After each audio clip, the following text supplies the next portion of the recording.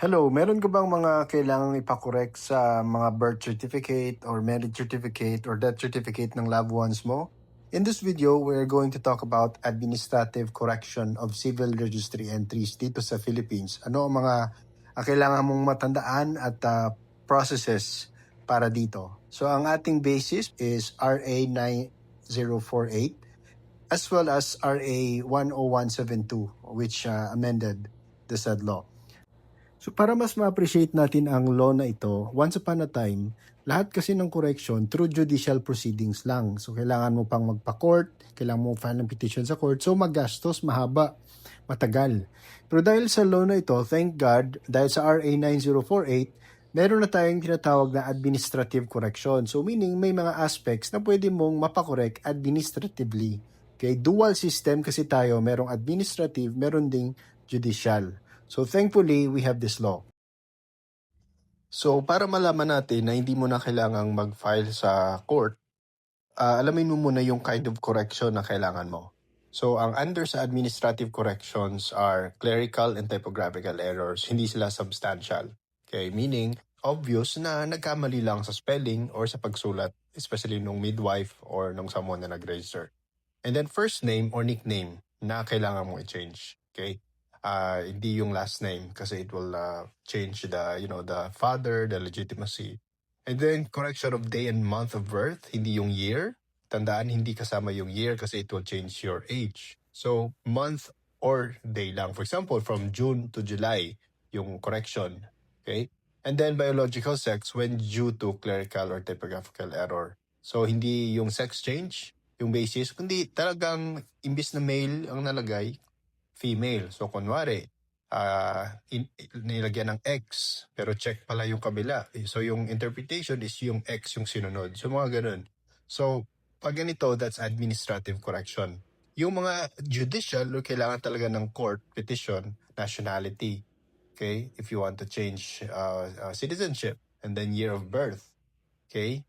Because it will change your age. It could also change your your minority.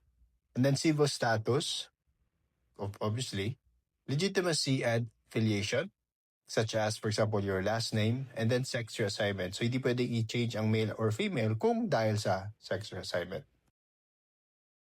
Now, kung alam mo na kung anong klaseng correction ang kailangan mong gawin, we go to the process.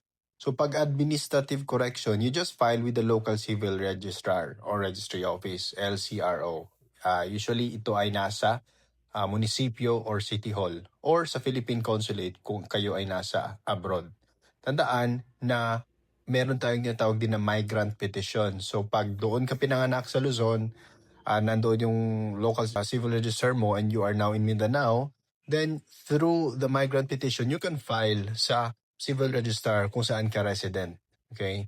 Ang ipa-file mo ay verified sworn petition and supporting documents required. So dito na pumapasok ang lawyer, ang notary public. It's better na merong mag-guide sa'yo para na ang filing mo hindi masayang. Okay? Pabalik-balik ka tapos it will take months or weeks. So pag someone has checked it, assessed it, at least corrected yung galaw mo, hindi nasayang yung oras. Sa judicial correction naman, kailangan talaga verified petition with the court. Okay, dito na pupasok pa rin ang lawyer and of course, ipa-file yan ng lawyer sa court. And then may publication, may newspaper, no? Kailangan i-publish sa newspaper. And then may mag-i-issue ng order ang court. So mas matagal to. Kasi yung order ng court, it will take months, no? And then once it is issued, ito yung ibibigay sa civil registrar and then sa affected parties, dapat kailangan silang ma-implead din and ma-notify din tungkol dyan.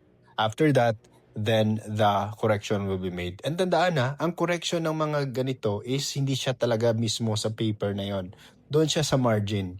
Makikita mo ang correction as annotations. So, kailan mo pipiliin ang administrative correction or judicial correction? So, pag clerical or typographical error lang, administrative. Covered by statutory ground siya, so naka-specify doon. But to be honest, meron talaga mga correction sa loob ng birth cert or mga certificates natin sa civil register na hindi siya covered. So it would take a legal opinion of an expert, a lawyer, And then, ibibigyan ka ng options at i-explain sa'yo yung possible na mangyayari.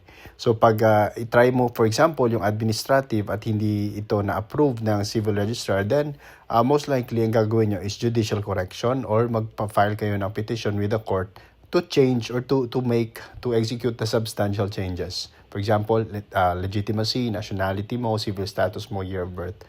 Okay, and these are all judicial yung kabila, and that will again take much effort, but if as much as possible, kung kailangan lang naman administrative, you have to do it now so that someday hindi ka na magproblema sa mga papers mo, especially if you go abroad or if you apply work. Walang question, walang delay kasi na-correct mo na yung birth certificate mo.